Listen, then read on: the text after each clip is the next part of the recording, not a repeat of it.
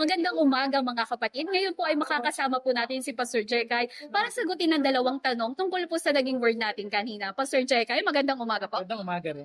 Kamusta naman po kayo? Okay naman. How about you? Mabuti naman din po at salamat sa pagtatanong. At para po sa una nating katanungan, bakit po ba natin kailangan magtrabaho? Bakit natin kailangan magtrabaho?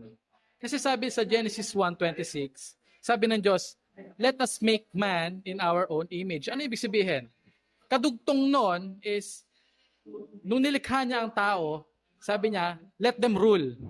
Doon pa lang sa unang bagay na inutos sa atin ng Diyos, binigyan tayo niyang trabaho. It is a work for us. Maaari kasing sa panahon natin ngayon, iniisip natin ang trabaho ay tila sumpa.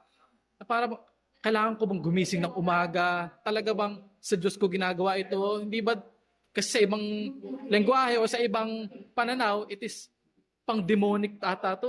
Nakakatawa man, but in yung perspective ng iba. But sa ating Christian, alam natin na nilikha tayo ng Diyos at ang original design natin ay para magtrabaho. Kaya nga ang kasunod na verse niyan ay even God, in example niya ang kanyang sarili na siya ay nagtrabaho mismo. Kaya nga sabi ng Diyos, the Lord formed man.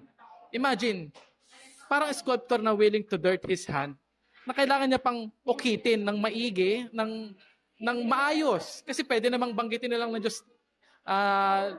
let there be a man. Pwedeng ganon. But ang sipag ng Diyos natin, sipin mo, inukit niya tayo in a way na dumampot siya ng dust, tapos hinulma ka. Napakagaling ng Diyos, kaya nga kailangan natin magtrabaho dahil ito ang unang design ng Diyos sa atin. Para naman po sa pangalawang tanong, paano po ba natin mag-glorify si Lord sa ating mga trabaho? Napakagandang tanong yan, ano? Ano ba talaga ang connection din, no? Ano connection? Bakit tayo nagtatrabaho? Kasi ganito. In Genesis 2:15, sabi ng Diyos, nung nilikha niya si Adan, nilagay niya sa garden, sabi niya, Adan, ito ang gagawin mo. You need to cultivate it and then tend it. Ibig sabihin, alagaan mo kasi ikaw ang inatang ko para gawin yan. Imagine a garden na walang gardener, edi dudumi rin yun in somehow, no? Kaya nga, ang Hebrew word na ginamit ng Panginoon Diyos diyan is abad. Meaning ng abad, it is work and worship at the same time. Okay?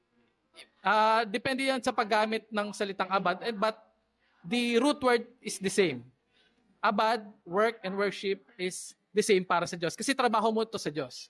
Okay? Kaya naman, sabi ng Romans 12:1, paano natin mag-glorify ang Diyos sa ating trabaho? We need to offer ourselves, our body, as a living sacrifice. Ito'y para sa Diyos na. We need to dedicate it sa Diyos na, hindi sa sariling atin. Okay? Pag we acknowledge na ang Diyos na nagmamayari sa atin at ginagawa natin lahat ng bagay para sa Kanya, ito ay kalugod-lugod sa Diyos. At ito ay nakaka-glorify sa Kanya. Kaya nga sabi ng Colossus, whatever you do your work heartily. Para kanino? Hindi para sa tao, kundi para sa Diyos mismo. Kaya purihin ang Diyos sa Kanyang salita. Maraming salamat po. At muli magkita-kita po tayo next week. God bless mga kapatid. I invite everyone po to attend our Sunday worship service at 10 o'clock a.m. to 12 noon, located at number 1 Mabolo Street, San Jose, Rodriguez, Rizal. And please follow us to our social media platforms. God bless everyone.